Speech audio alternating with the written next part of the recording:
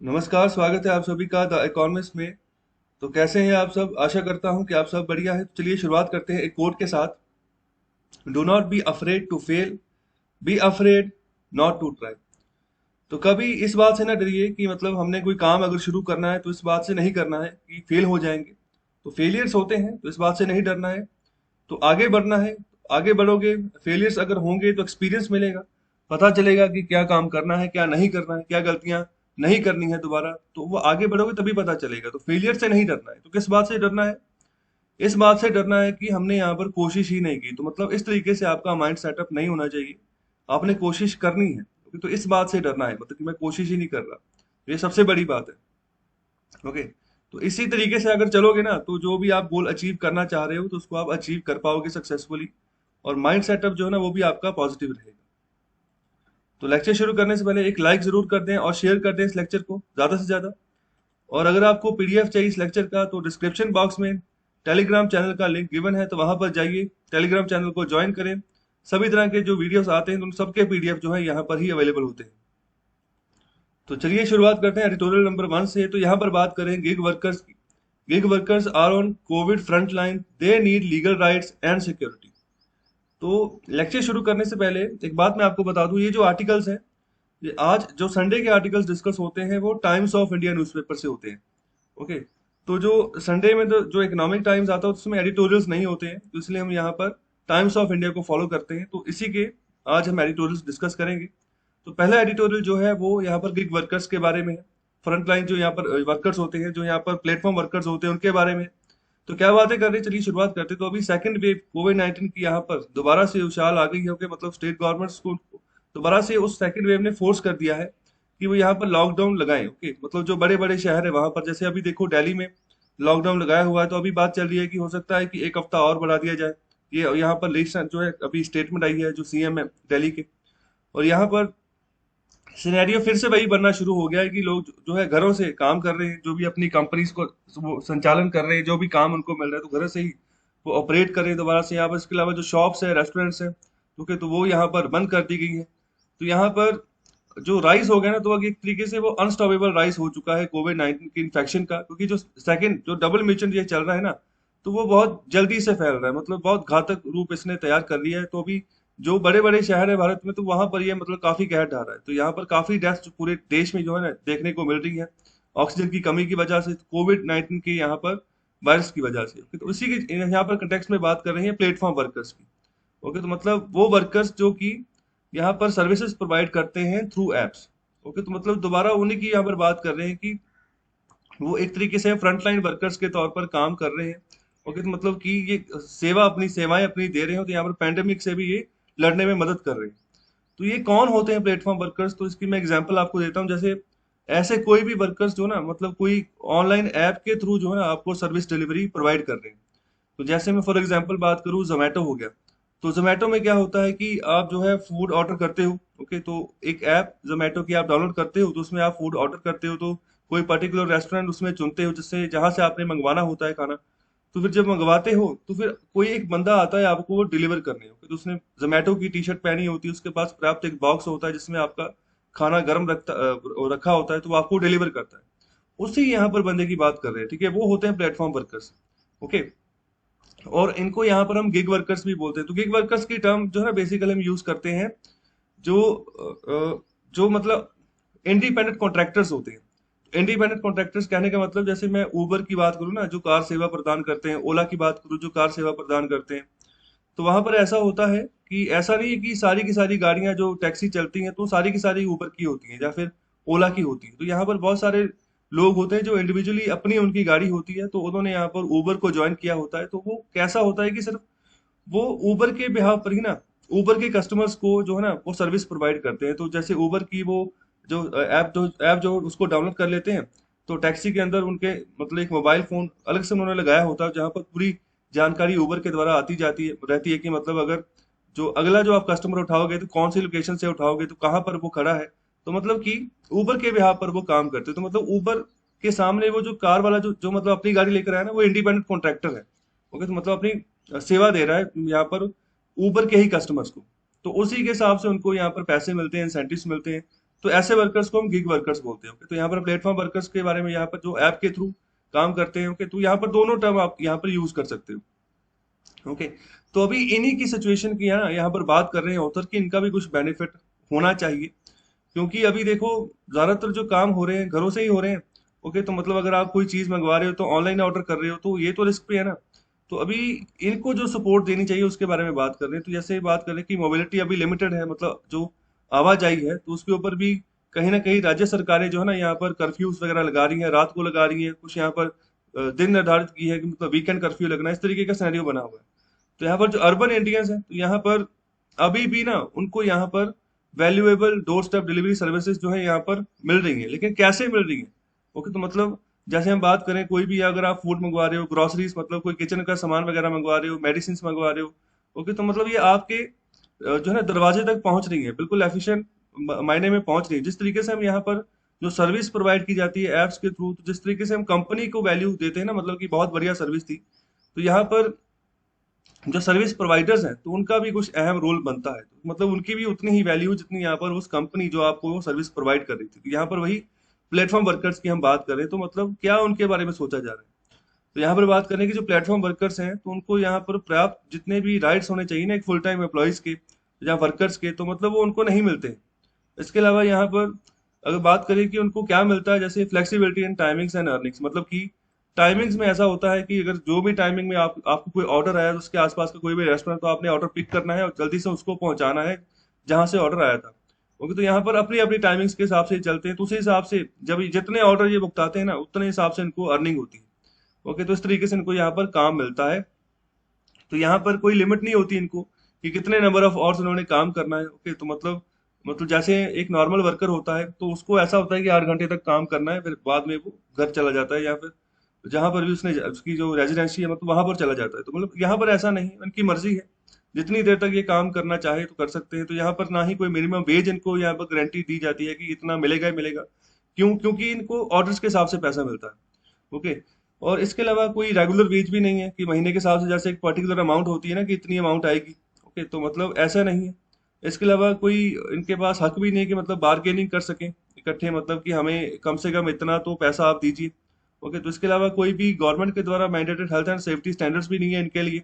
Okay, इसके अलावा कोई यहाँ पर मैंडेटेड डेज ऑफ वर्क भी नहीं है। कहने का मतलब कुछ छुट्टियां जैसे आती है ना, तो उसके वो भी यहाँ पर इनके पास नहीं है। तो मतलब महीने में इनको मतलब सभी दिन काम करना पड़ता है। तो ये इनके ऊपर है, अगर ये छुट्टी करते हैं तो इनको मतलब पैसा नहीं मिलेगा।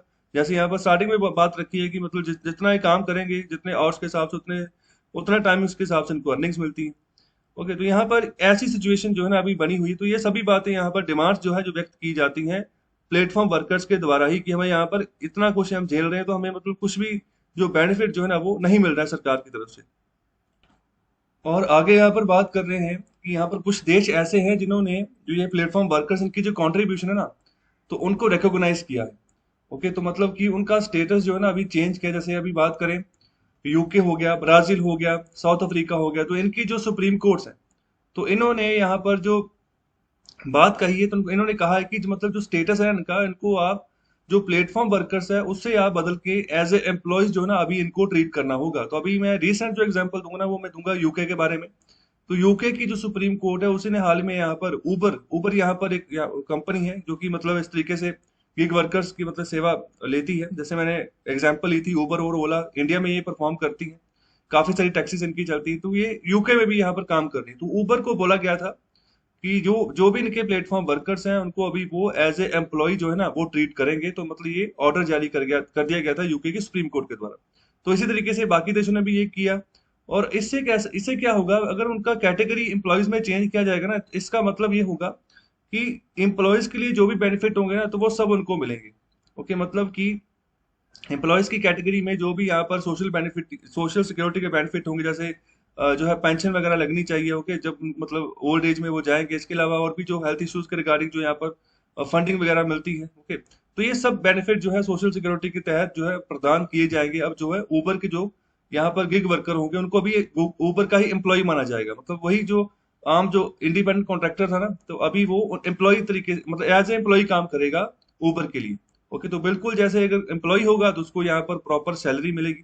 ओके, 1 महीने बाद ओके, तो यहाँ पर इस तरीके से ऐसा नहीं होगा कि मतलब कि जो जितना काम करेगा उस हिसाब से यहाँ पर उनको मतलब जो अर्निंग होगी। ओके, मतलब ये सिनेरियो अभी बदल दिया गया। तो अभी यही बात कर रहे हैं कि हमारे पास भी एक अपॉर्चुनिटी है कि हम भी यहाँ पर ऐसा काम कर सकते थे। जैसे यहाँ पर हाल ही में हमने ना कोडिफिकेशन किया हमारे लेबर लॉज की। ओके, तो यहाँ पर सेंट्रल गवर्नमेंट ने हाल ही में चेंज कुछ बदलाव किया है, तो जो जिसके रिगार्डिंग यहाँ पर ऑथर बात कर रहे हैं कि मतलब दुर्भाग्य से हमने मिस कर दिया, जो बदलाव लेकर आना चाहिए था ना, तो हमने वो नहीं लाया। तो यहाँ पर हाल ही में 3 मेजर लेबर लॉ कोड है जिनको की पास किया गया, जिनका यहाँ पर मतलब यही था कि मजबूत करना है जो यहाँ पर लेबर लेजिस्लेशन है वो। तो यहाँ पर जो एग्जिस्टिंग लेबर लेजिस्लेशन उन्हीं में यहाँ पर बदलाव लाया गया। तो पिछले साल ये पास हुए, तो यहाँ पर बहुत कम यहाँ पर लीगल प्रोटेक्शन प्रोवाइड की गई प्लेटफॉर्म वर्कर्स के लिए इन तीनों लॉज के तहत। तो ये कौन कौन से लॉ थे? तो सबसे पहला जो था उसका नाम था इंडस्ट्रियल रिलेशंस कोड 2020। ओके, तो ये मतलब किनको ये अप्लाई करता है? सिर्फ और सिर्फ एम्प्लॉयज की कैटेगरी को। ओके, तो वो एम्प्लॉयज जो है यहाँ पर काम कर रहे हैं किसी इंडस्ट्रियल एस्टेब्लिशमेंट में। ओके, तो मतलब कि कोई अलग से कंपनी ने अपना इंडस्ट्री लगाई है, अलग से फैक्ट्री लगाई है, तो उसमें वहां पर काम कर रहे हैं, तो हम उनको ट्रीट करते हैं कि वो एम्प्लॉय हैं। ओके, तो उनको महीने बाद सैलरी मिलती है। इसके अलावा जो भी सोशल सिक्योरिटी के बेनिफिट बनते हैं उनके, वो उनको प्रोवाइड किए जाते हैं। ओके, तो मतलब एम्प्लॉयज के लिए यहाँ पर ये कोड लाया गया। तो अभी इसमें जो प्लेटफॉर्म वर्कर्स होते हैं तो उनको एक्सक्लूड कर दिया गया कि मतलब उनको जगह नहीं दी जाएगी, सिर्फ एम्प्लॉयज की जो कैटेगरी होंगे तो उनको ही यहाँ पर जो है यहाँ पर बेनिफिट मिलेगा। तो यहाँ पर क्यों यहाँ पर प्लेटफॉर्म वर्कर्स को इंक्लूड नहीं किया गया? तो यहाँ पर रीजन ये बताया गया कि इनका कोई फिक्स प्लेस ऑफ एम्प्लॉयमेंट नहीं है। ओके, जैसे अगर हम इन एम्प्लॉयज की बात करें ना जो इंडस्ट्रियल एस्टेब्लिशमेंट में काम कर रहे हैं, तो डेली इन्होंने यहीं आकर काम करना है। तो इनकी ये फिक्स प्लेस, एक फैक्ट्री जो है ना जहां पर सपोज करो ऑटो पार्ट्स बन रहे हैं ना, तो वहां पर जाके एम्प्लॉय ने काम करा तो उसकी फिक्स प्लेस है। तो उस वहां पर वो रोज जाएगा, महीने के 30 दिन जाएगा, तो उसी के यहाँ पर रिगार्डिंग उसको एक महीने बाद सैलरी मिलेगी। लेकिन यहाँ पर प्लेटफॉर्म वर्कर्स की यहाँ पर कहानी थोड़ी उलट है। ये उन्हीं के ऊपर है कब जाना है कब नहीं जाना है। ओके, तो जब जाएंगे तो तब उनको यहाँ पर जो है अर्निंग मिलनी शुरू हो जाएगी। तो इनका कोई फिक्स प्लेस ऑफ एम्प्लॉयमेंट नहीं होता है।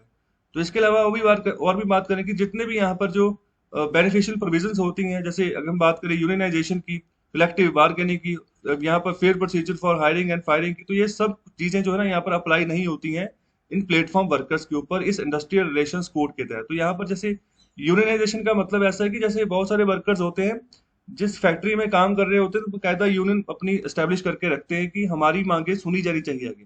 तो मतलब ये भी इनको प्रोविजन मिलती है। ओके, लेकिन ये प्रोविजन प्लेटफॉर्म वर्कर्स को नहीं मिलेगी। तो इसके अलावा अपनी भी यहाँ पर बार्गेनिंग वो कंपनी के साथ कर सकते हैं कि अगर फ्यूचर में हमारे वर्कर्स आपके यहाँ पर इंडस्ट्री में काम करेंगे तो कम से कम इतनी सैलरी, इतने बेनिफिट वगैरह हमें देने होंगे आपको। ओके, तो मतलब वो कंपनी से बार्गेनिंग करते हैं अपना पूरा यूनियन बनाकर। लेकिन ऐसा यहाँ पर जो मौका है ये प्लेटफॉर्म वर्कर्स को नहीं मिलता है। ओके, तो इस कोड के तहत। और तीसरी यहाँ पर बात करें कि फेयर प्रोसीजर होना चाहिए कि अगर आपने हमें हायर किया है ना, तो यहाँ पर क्या क्या, किन किन पर्पसेस, क्या काम के लिए हमें यहाँ पर जो हायर किया गया है, ओके, तो कितने समय हमें काम करना होगा, तो उसके बारे में पर्याप्त जो है ना अच्छी जानकारी, बाकायदा जानकारी यहाँ पर एम्प्लॉयज को देनी होगी। तो इस तरीके से यहाँ पर ये इंडस्ट्रियल रिलेशन कोड कहता है। अगर फायर करना है मतलब निकालना है जॉब से, तो उसके रिगार्डिंग भी यहाँ पर जो है कंस्ट्रक्टिव यहाँ पर स्टेटमेंट देनी होगी कंपनी को कि क्यों निकाल रहे हैं। ओके, तो यहाँ पर कोई सॉलिड रीजन देना होगा।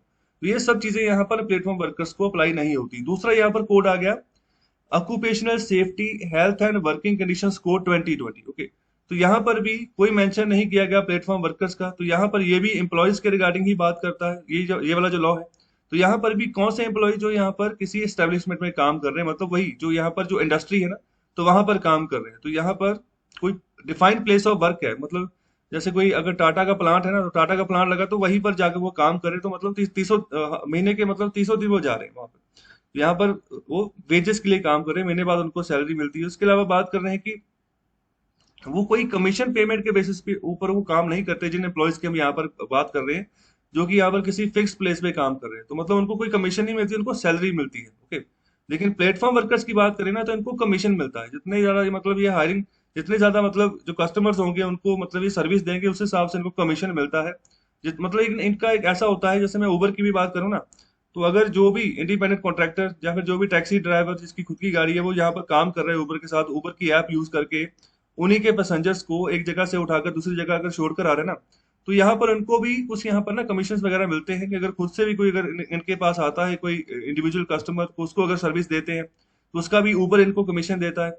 इसके अलावा कुछ राइड्स होती है कि नंबर ऑफ राइड्स अगर आप कंप्लीट कर लेते हो तो उसका भी इनको कमीशन मिलता है। तो ये सब बातें जो है ना, ये जो नॉर्मल एम्प्लॉय होता है उसको नहीं मिलता, उसको सिर्फ सैलरी मिलती है। तो ये थोड़ा सा फर्क यहाँ पर रहता है प्लेटफॉर्म वर्कर्स और एम्प्लॉयज के बीच में। तो यहाँ पर दोबारा वही बात कर रहे हैं कि इसका मतलब ये है कि वो कंपनीज जो यहाँ पर एप्स के थ्रू अपना बिजनेस चला रही है, अपनी कंपनीज को रन कर रही है, तो मतलब उनकी कोई जिम्मेदारी नहीं बनती है कि वो सेफ और हेल्दी वर्किंग एनवायरनमेंट जो है ना वो दे सके, या फिर अगर कोई दुर्घटना होती है तो कंपनसेशन दे सके अपने वर्कर्स को, अगर वो यहाँ पर किसी भी तरीके से इंजरी या डेथ को मतलब कि वो उनको यहाँ पर सफर करते हैं। तो मतलब ये सीधी सीधी बात है कि जो ये occupational safety health and working conditions code 2020 है ना, ये सिर्फ और सिर्फ एम्प्लॉयज के लिए है, प्लेटफॉर्म वर्कर्स के लिए नहीं है। और जो तीसरा जो कोड है उसका नाम है कोड ऑफ सोशल सिक्योरिटी 2020। तो यहाँ पर सिर्फ यही एक ऐसा कोड है जो कि प्लेटफॉर्म वर्कर्स को अपने स्कोप में लेता है, तो यहाँ पर बात करता है वो प्लेटफॉर्म वर्कर्स की। लेकिन अगर वो बात कर रहे हैं ना, तो फिर भी मतलब वो किसी सेटिस्फैक्टरी मैनर में नहीं कर रहा है। मतलब कि एक होना कि सेटिस्फेक्शन हो गई है कि प्लेटफॉर्म वर्कर्स को, कि जो ये कोड बात कर रहा है कि सोशल सिक्योरिटी यहाँ पर इनको मिलती है प्लेटफॉर्म वर्कर्स को, तो मिल रही है। तो यहाँ पर इसने भी ना इस कोड के तहत एक मतलब एक स्पेसिफिक कैटेगरी ऑफ वर्कर्स बनाई है, जिसमें यहाँ पर लिखा प्लेटफॉर्म वर्कर्स। ओके, तो यहाँ पर ये अलग तरीके का काम करते हैं, यहाँ पर ये चीज लिखी हुई है। तो यहाँ पर जो भी right to social security payment है ना, तो यहाँ पर ये चीज कर दी है कि मतलब जो कंपनीज है ना, तो वो बाध्य नहीं है, मतलब जिस कंपनीज के लिए काम कर रहे हैं वो बाध्य नहीं है कि मतलब वो सोशल सिक्योरिटी बेनिफिट जो है ना वो अपने इन यहाँ पर प्लेटफॉर्म वर्कर्स जो उनको प्रदान करें। ओके, तो ये मतलब उनसे उनको ये राइट नहीं दिया गया, सिर्फ और सिर्फ यहाँ पर इस कोड के तहत ये बात की गई है कि जो स्टेट गवर्नमेंट है और जो सेंट्रल गवर्नमेंट्स है, तो मतलब वो इकट्ठे आगे आए और यहाँ पर कुछ स्कीम्स लेकर आए जिससे कि यहाँ पर फायदा हो प्लेटफॉर्म वर्कर्स का। जैसे यहाँ पर प्रोविडेंट फंड की स्कीम होगी, जैसे कि ईपीएफओ होता है।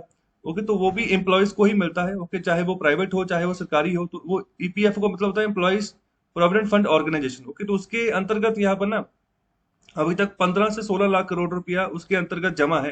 तो ये सभी वर्कर्स का पैसा है। ओके, मतलब जो एम्प्लॉयज है ना उनका पैसा है, चाहे वो गवर्नमेंट में काम कर रहे हैं चाहे वो प्राइवेट में काम कर रहे हैं। तो इसमें ऐसा होता है कि जितनी सैलरी मिलती है ना, तो उसका जो है ना 10 to 12% जो होता है सैलरी का, एम्प्लॉय अपना खुद डालता है इस अकाउंट में, इस फंड में, और उतना ही उसका एम्प्लॉयर डालता है। तो जिसके चलते ना एक मतलब अलग से फंड इकट्ठा होना शुरू हो जाता है यहाँ पर उस एम्प्लॉय का। ओके, तो फिर मतलब जब चाहे उसको निकाल सकता है। तो ज्यादातर लोग निकालते हैं जब वो बूढ़े हो जाए तो तब उसको यूज करते हैं। इसके अलावा जब ईपीएफओ में वो पैसा जाता है ना, तो यहाँ पर इस ऑर्गेनाइजेशन में, तो उसको भी सरकार उठाती है। ओके, सरकार उस 15 लाख करोड़ को, जो मतलब बहुत सारे वर्कर्स ने पैसा डाला तो 15 लाख करोड़ हो गया, तो उस पैसे को यूज करती है आगे। ओके, क्योंकि अगर एक जगह पड़ा रहेगा पैसा तो स्टॉक उसको बोलते हैं, जब पैसा फ्लो में आएगा तभी इनकम राइज होगी। तो सरकार उनको यूज करती है और इसके मतलब बकायदा इसके रूप में ना रिटर्न भी देती है उन एम्प्लॉयज को। तो यहाँ पर 8% से ऊपर ऊपर अभी इंटरेस्ट रेट चल रहा है एपीएफओ का। ओके, मतलब ये जो एम्प्लॉयज होते हैं ना उन्हीं को फायदा हो रहा है, मतलब इतना फायदा उनको हो रहा है इस सोशल सिक्योरिटी बेनिफिट के तहत। तो यही बात कर रहे हैं कि प्रोविडेंट फंड मतलब लेकर आए इनको, ये उन मतलब इनको भी स्कीम के अंतर्गत लें, और यहाँ पर जो लाइफ और डिसेबिलिटी कवर है तो वो भी इनको प्रदान किया जाए। अगर मतलब जिंदगी में कुछ नुकसान होता है, अगर डिसेबिलिटी आती है, तो उसका भी कुछ हर्जाना वगैरह पैसा वगैरह उनको मिले। तो ये गवर्नमेंट की स्कीम के थ्रू ये मतलब करवाने की बात कर रहे हैं। तो यहाँ पर सिर्फ और सिर्फ कोड की अगर बात करें ना, सिर्फ और सिर्फ मतलब की जो स्कीम की हम कह यहाँ पर बात करें जो नंगी हड्डियां हैं, मतलब की जो अंदरूनी बात जो सही मायने में जो सेटिस्फाई करे ना, वो चीज नहीं है यहाँ पर। तो यहाँ पर सिर्फ और सिर्फ बात की गई है कि मतलब सोशल सिक्योरिटी मिलेगी, लेकिन जो यहाँ पर जिम्मेदारियां है ना यहाँ पर उन कंपनीज की, जो मतलब जो ऐप रन करके जो अपना बिजनेस चला रही है, तो उनको मतलब कहीं ना कहीं तरीके से उन अपनी जिम्मेदारी निभाने से दूर कर दिया गया। मतलब कि उनको चाहिए था कि ऐसे सोशल सिक्योरिटी बेनिफिट जो है ना वो अपने इन प्लेटफॉर्म वर्कर्स को वो प्रदान करें। और आगे यहाँ पर बात करें कि अगर इन तीनों कोड्स के अलावा अगर हम बात करें ना, तो यहाँ पर एक द कोड ऑन वेजेस 2019 का भी यहाँ पर एक कोड है, जो कि ये भी जो है ना एक्सक्लूड करके चलता है यहाँ पर प्लेटफॉर्म वर्कर्स को। ओके, तो यहाँ पर उनको किसी तरीके की जो यहाँ पर गारंटीज मिनिमम वेज है, ओके, तो यहाँ पर प्रदान नहीं की गई है। ओके, तो यहाँ पर ज्यादातर ये उन्हीं को मिलती जो यहाँ पर एम्प्लॉय होते हैं, तो उन्हीं को यहाँ पर जो उनकी जो डेली वेजेस होती हैं, यहाँ पर जो मंथली वेजेस होती है उसके हिसाब से उनको यहाँ पर ये पे की जाती है। ओके, तो जिसको हम बोलते हैं गारंटी मिनिमम वेज। ओके, तो अभी कितनी चल रही है मिनिमम वेज, इसका आंसर करें कमेंट बॉक्स में। तो अभी आगे बात कर रहे हैं कि अगर हम उनकी इंपॉर्टेंस समझे ना, कि मतलब किस तरीके से जो प्लेटफॉर्म वर्कर्स हैं वो अभी लोगों की मतलब मदद कर रहे हैं। तो अभी पैंडेमिक के दौरान सभी तो घर पे बैठे हैं ज्यादातर।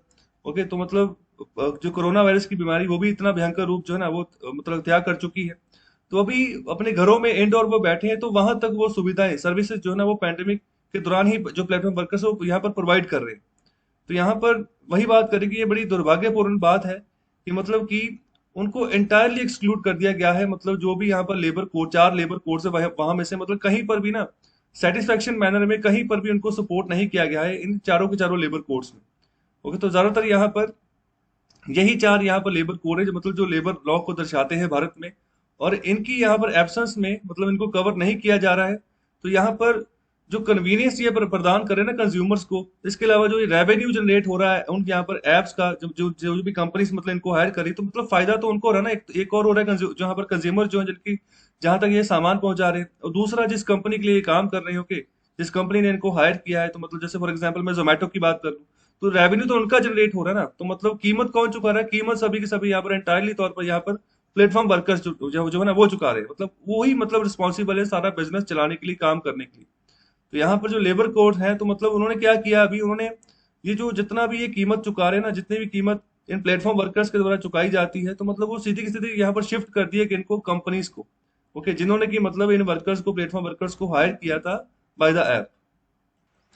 और आगे यहाँ पर बात करके रिसेंटली एक इंसिडेंट हुआ जहां पर एक कैब ड्राइवर था जिसने खुदकुशी कर ली यहाँ पर बेंगलुरु एयरपोर्ट के आसपास। तो मतलब रीजन उसका वही था कि मतलब जो फाइनेंसेस उसके पास ना, जिस तरीके से मतलब पैसा उनके पास अर्निंग हो रही थी, मुझसे उसके रिगार्डिंग उसको निराशा थी।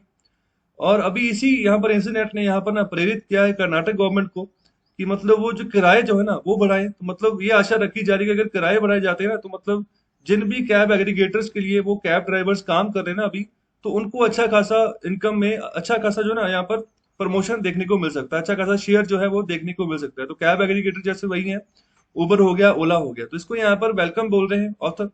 और ये भी कह रहे हैं कि मतलब इसको अभी समय लगेगा ये ऐसी सिचुएशन को इससे उबरने के लिए। इसके अलावा यहाँ पर हमें जरूरत नहीं है कि मतलब कोई ड्रास्टिक एक्शन हम करें, जैसे हम ये बात करें कि जो प्लेटफॉर्म वर्कर्स है उनके बिहाफ पर कुछ ऐसा काम करें कि जो कि उनके लिए लाभदायक ना हो। जैसे यहाँ पर कहें कि यहाँ पर प्रेरित किया जाए अगर लॉ मेकर्स को, तो लॉ मेकर्स वही है कौन, जो सरकार जो चला रहे होंगे। तो मतलब कि वो कोई यहाँ पर सुटेबल लेजिस्लेशन बनाए प्लेटफॉर्म वर्कर्स के हक में। तो ऐसा काम नहीं करना, सिर्फ यहाँ पर ये बात कर रहे हैं कि सिर्फ और सिर्फ आप ना उनके जो बेसिक ह्यूमन राइट्स है ना, सिर्फ उनको रिकॉग्नाइज कर दो कि हाँ भी इनके जो बेसिक ह्यूमन राइट्स वो इनको मिलने चाहिए। तो मतलब उनका जो प्रॉब्लम है वो सॉल्व हो जाएगी। तो चलिए अभी बात करते हैं एडिटोरियल नंबर 2 की। तो यहाँ पर बात कर रहे हैं before slamming India's handling of Covid, let's look at facts and not Twitter noise. मतलब कि जो ट्विटर की आवाजें हैं या फिर जो सोशल मीडिया की आवाजें हैं, सिर्फ उन्हीं को सुनकर आप रिएक्ट मत करो। जो ये मतलब आरोप लगा रहे हैं ना, मतलब कि अच्छे तरीके से कोविड को हैंडल नहीं कर पाई भारत सरकार, तो अभी उसी के रिगार्डिंग जो ऑथर है ना अपनी बात रख रहे हैं। तो कुछ फैक्ट्स के बारे में यहाँ पर वो चर्चा कर रहे हैं। तो अभी ये भी बात कर रहे हैं कि जो ऑथर है वो मतलब इंडिया से बाहर रहते हैं, तो यहाँ पर उनकी भी फैमिली है इंडिया में। इसके अलावा ये अभी लिख रहे हैं इस आर्टिकल को, मतलब कि बहुत सारे लोग जो है मतलब कि अपने जो लव्ड वंस है उनको वो खो चुके हैं, ओके, तो चहेते जो है उनको वो खो चुके हैं। और मतलब कि जो हेल्थ केयर जो इंफ्रास्ट्रक्चर है, तो कुछ यहाँ पर गिने चुने जो बड़े शहर है भारत में, तो वो मतलब नियर कलैप्स, मतलब कि ढहने के ही कगार पर जो है ना उसके आसपास यहाँ पर है, ओके। और अभी बहुत सारे यहाँ पर निराशा की अपील जो है ना वो देखने को मिल रही है सोशल मीडिया के ऊपर, इसके regarding for oxygen cylinders, for ICU beds, okay. इसके अलावा मेडिसिन के बारे में भी यहाँ पर जो है ना सोशल मीडिया के ऊपर ट्रेंड्स चल रहे हैं।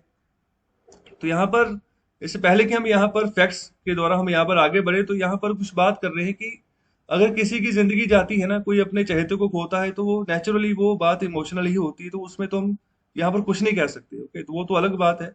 तो वो तो नहीं होना चाहिए ये जो बातें हो रही हैं। तो इसके अलावा ये जो अपनी बात रख रहे हैं, बात करें कि बहुत सारे यहाँ पर टिप्पणी करता, मतलब जो अपनी टिप्पणी करते हैं किसी मुद्दे के ऊपर, तो उन्होंने यहाँ पर ये क्लेम किया है कि भारत का जो रिस्पॉन्स है कोविड-19 के चलते तो बहुत बुरा रहा है शुरुआत से ही। मतलब शुरुआत मतलब जब ये मार्च 2020 में जब पहला लॉकडाउन लगा, जब ये नई नई बीमारी एंटर की थी भारत में, तो तब से ये बात कर रहे हैं कि मतलब तब से ही ना ये सही तरीके से मतलब रिस्पॉन्स नहीं कर पाए, भारत सरकार की यहाँ पर बात की जा रही है।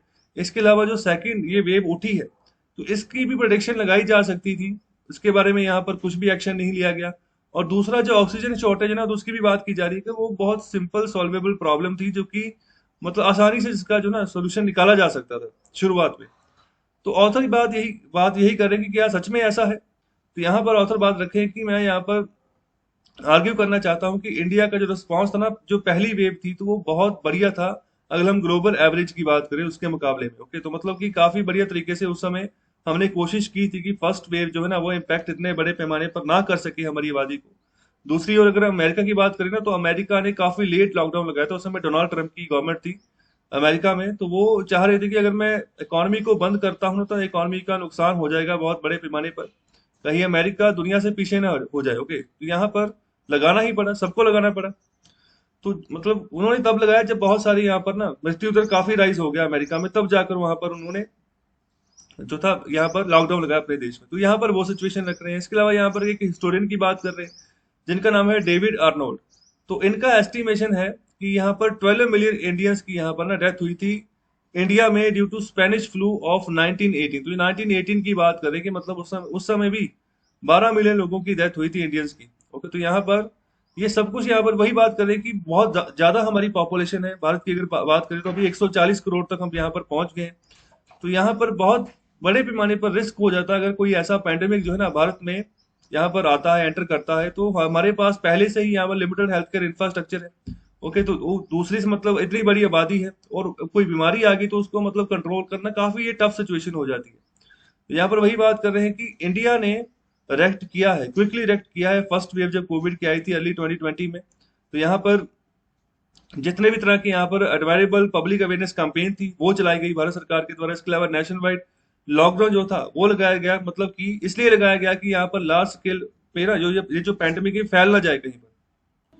और इसके अलावा ये भी बात की जा रही है कि बिल्कुल ये भी बात सच है कि यहाँ पर बहुत सारी जो है दिल तोड़ने वाले सीन्स भी हमने देखने को मिले। जैसे यहाँ पर बहुत बड़े पैमाने पर जो माइग्रेंट वर्कर्स थे वो मतलब माइग्रेट करे अपने जो यहाँ पर गांव थे जहां पर वो रह रहे थे, तो वहां पर गए बिना किसी ट्रांसपोर्ट के। ओके, तो मतलब कि कोई ज्यादातर लोग पैदल ही गए, 200 से 300 किलोमीटर का सफर पैदल ही किया। तो ये बहुत खराब सीन हमें देखने को मिला पिछले साल। तो यहाँ पर हमेशा अगर कुछ गलती होती है तो हमें कुछ लेसन सीखने को मिलते हैं। ओके, तो यहाँ पर जो अभी सर्कमस्टांसेस चल रहे हैं, तो गवर्नमेंट की अगर बात करें ना, तो आज के दिन भी गवर्नमेंट जो है बिल्कुल सही काम कर रही है।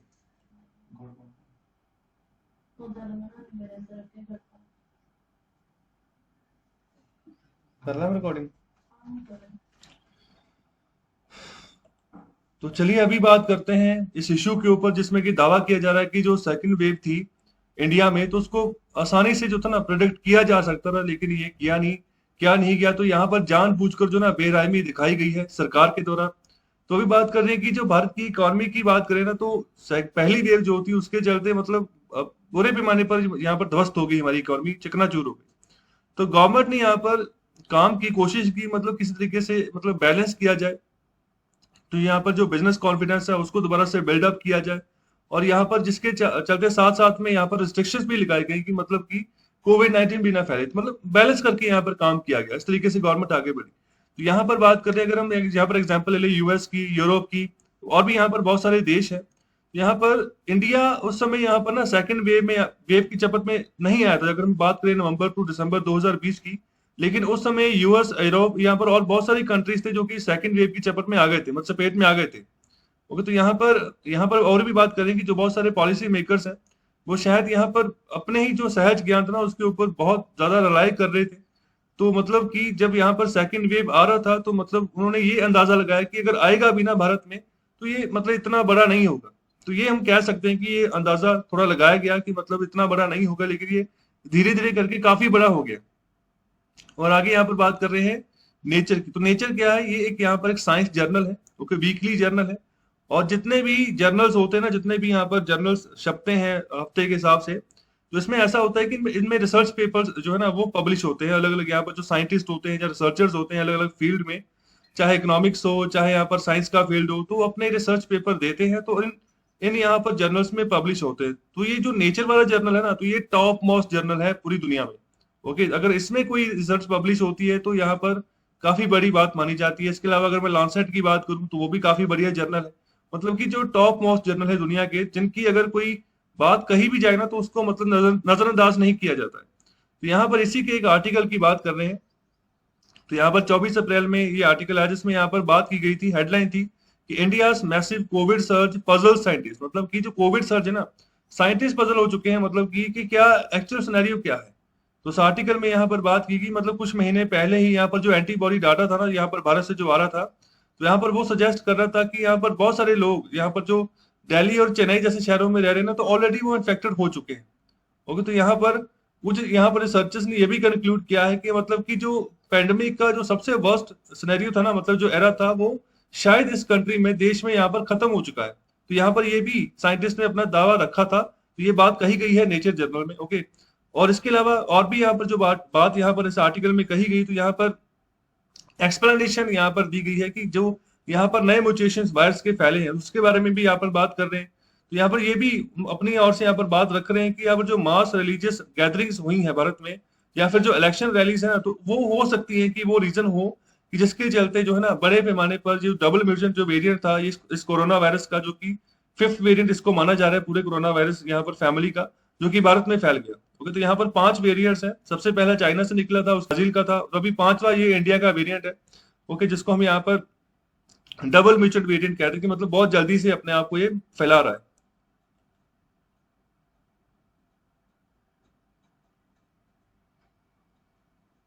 लेकिन इसके अलावा ऑथर बात करें कि जो सबसे इंपॉर्टेंट बात है ना, तो यहाँ पर कोई भी यहाँ पर हम ये नहीं कह सकते कि बिल्कुल सही यहाँ पर कंक्लूजन दिया जा रहा है। जो भी यहाँ पर टिप्पणियां कर रहे हैं सेकंड वेव के बारे में कि वो फुली प्रेडिक्टेबल थी, मतलब कि प्रोडिक्शन लगाई जा सकती थी, लेकिन भारत सरकार ने काम नहीं किया। तो लेकिन जो ये जो बातें कर रहे हैं ना लोग, तो मतलब कि वो बातें तो कर रहे हैं, तो वो बात वही कर रहे हैं कि मतलब जो सही कारण है ना वो नहीं बता रहे हैं कि मतलब कैसे किस तरीके से प्रोडिक्शन लगाई जा सकती थी उस समय में। तो यहाँ पर ज्यादातर जितने भी टिप्पणीकार हैं वही यहाँ पर क्लेम कर, जो भी क्लेम कर रहे हैं ना, सिर्फ यहाँ पर वर्बली कर रहे हैं, मतलब ना तो कोई दावा ठोक रहे हैं, मतलब कोई फैक्ट वगैरह पेश करें कि किस रीजन से यहाँ पर ये बात रखी जा रही, ना ही यहाँ पर कोई साइंस के रिगार्डिंग यहाँ पर कोई बैकअप, कोई एविडेंस जो है ना इनके द्वारा दिया जा रहा है कि ये असली हम यहाँ पर ये बात करें कि जो सेकंड वेव थी वो प्रेडिक्टेबल थी। यहाँ पर बात करें जो इमोशंस होता है, जहाँ पर जो सोशल मीडिया जो वहां से जो आवाजें आती है ना, तो अगर वो कुछ कुछ भी क्लेम करना शुरू कर देना, तो मतलब बिना किसी प्रूफ के, तो मतलब ये सही नहीं है।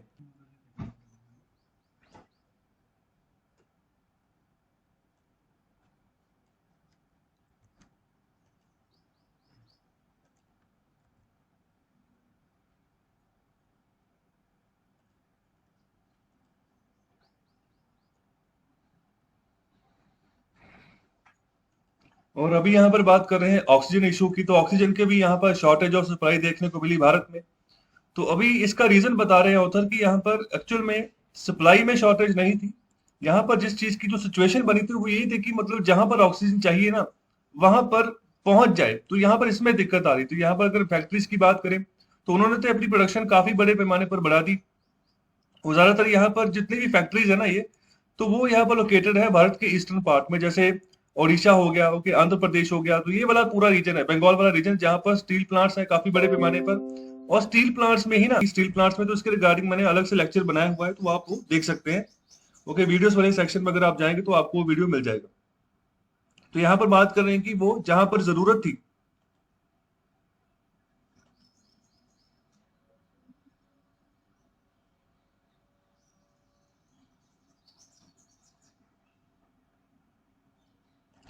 ऑक्सीजन सप्लाई की, तो वहां से काफी दूर थे वो शहर, वो एरिया जहां पर, जैसे दिल्ली की बात करें, जो मुंबई की बात करें, तो यहाँ पर जरूरत है, लेकिन सप्लाई कहाँ से आएगी यहाँ पर ईस्टर्न पार्ट ऑफ इंडिया से। इसके अलावा जो ट्रांसपोर्ट की बात करें, तो ये भी एक बड़ा ऑब्स्टेकल था, रुकावट थी इसमें। तो यहाँ पर जो टैंक्स होते हैं कंप्रेस्ड गैसेस की, तो यहाँ पर उनको ट्रेवल किया गया बाय बाय यहाँ पर रोड, बाय ट्रेन। तो यहाँ पर इंडियन एयरफोर्स ने भी यहाँ पर उनको एक जगह से दूसरी जगह पहुंचाया है काफी बड़े पैमाने पर। तो अभी ये जो टैंक है, तो अभी इनको जितना ये पहले ट्रेवल करते थे ना, तो अभी डिमांड बढ़ती जा रही, तो अभी अभी उनको मतलब ज्यादा ट्रेवल करना होगा। तो यहाँ पर जितना भी नॉर्थ और वेस्ट इंडिया, तो यहाँ तक डिमांड जितनी भी है ना उनकी पूर्ति करनी होगी, तो बड़े पैमाने पर इनको जो है सप्लाई पहुंचानी होगी हमारा ईस्टर्न पार्ट ऑफ इंडिया जो है वहां से लेकर यहाँ तक। और इसके अलावा जो बात करें, जो साइरोजेनिक टैंक्स होते हैं, तो यहाँ पर वो कंप्रेस्ड ऑक्सीजन जो है ना वो होल्ड करके चलते हैं। तो यहाँ पर उसको भी उन यहाँ पर साइरोजेनिक टैंक्स को भी बनाने में कम से कम 6 महीने का समय लगता है। तो ये इस तरीके से दिखते हैं। तो ये देखिए, ये ऐसे टैंक्स हैं ऑक्सीजन के, यहाँ पर जो कंटेनर्स हैं, जो कि जिसमें लिक्विड ऑक्सीजन भरी हुई है, मेडिकल लिक्विड ऑक्सीजन। और यहाँ पर इंडियन एयरफोर्स के द्वारा, ये ग्लोब मास्टर विमान है इंडियन एयरफोर्स का, जिसके चलते यहाँ पर जो ना इन ट्रक्स को भारत के ईस्टर्न पार्ट से उठाया जा रहा है, यहाँ पर दिल्ली मुंबई जैसे शहरों में यहाँ पर पहुंचाया जा रहा है। तो इनको बनाने में ना, इनको बनाने में भी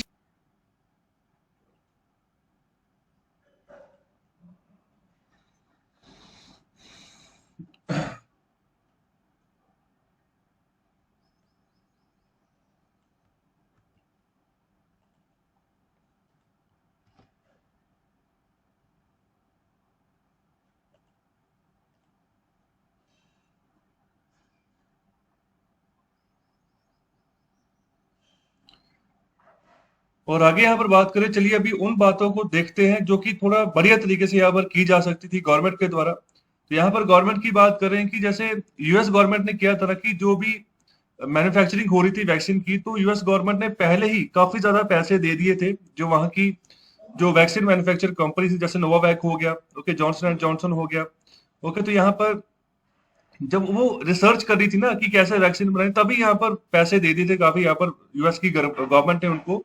और ये भी यहाँ पर करार कर लिया था, कॉन्ट्रैक्ट कर लिया था कि जब आप वैक्सीन बना लोगे तो हम यहाँ पर खरीदेंगे आपसे। तो उसी के चलते यहाँ पर भारत सरकार की बात कर रहे हैं कि उन्होंने यहाँ पर कॉन्ट्रैक्ट नहीं किया एडवांस में, यहाँ पर जो वैक्सीन निर्माता कंपनी है कि किस यहाँ पर प्राइस के हिसाब से आप जो हमें यहाँ बेचोगे, और ना ही यहाँ पर कोई इंसेंटिव जो है ना यहाँ पर वैक्सीन मेकर्स को प्रोवाइड किए गए भारत सरकार के द्वारा, कि मतलब किस तरीके से जो यहाँ पर सफिशिएंट कैपेसिटी जो है ना वैक्सीन निर्माण की वो बढ़ाई जा सके प्राइवेट कंपनीज के द्वारा। तो यहाँ पर आगे यहाँ पर एक एग्जांपल दे रहे हैं एक राइटर की, जिनका नाम है गुरचरण दास, जिन्होंने अपना आर्टिकल लिखा था टाइम्स ऑफ इंडिया अखबार में ही।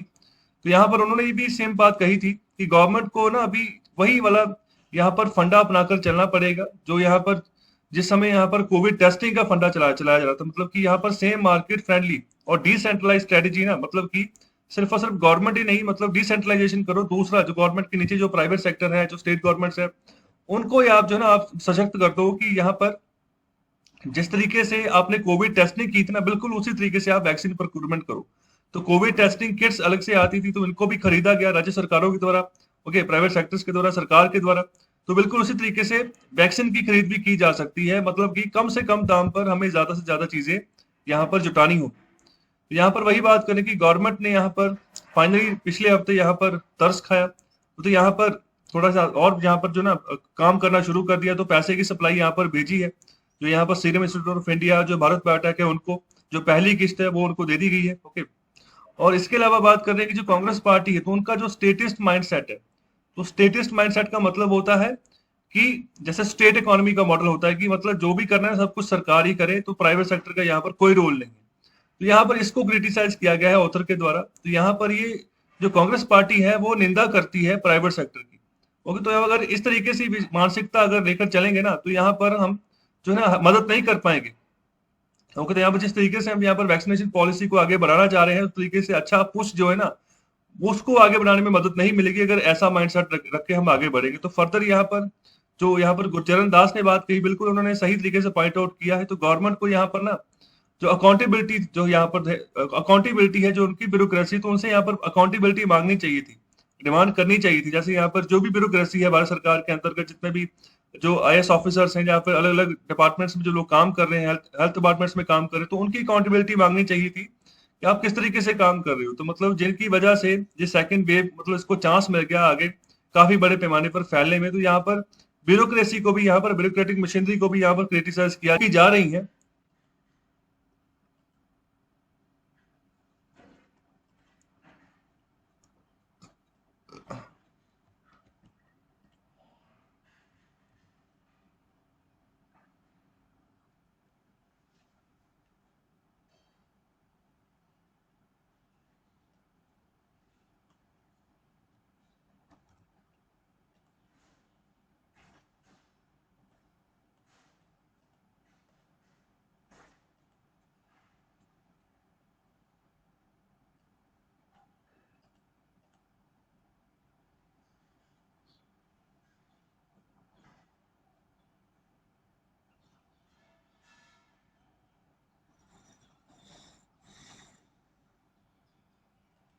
तो चलिए अभी बात करते हैं आज के इकोनॉमिक कंसेप्ट की। तो आज का जो टॉपिक है वो है सीएसआर।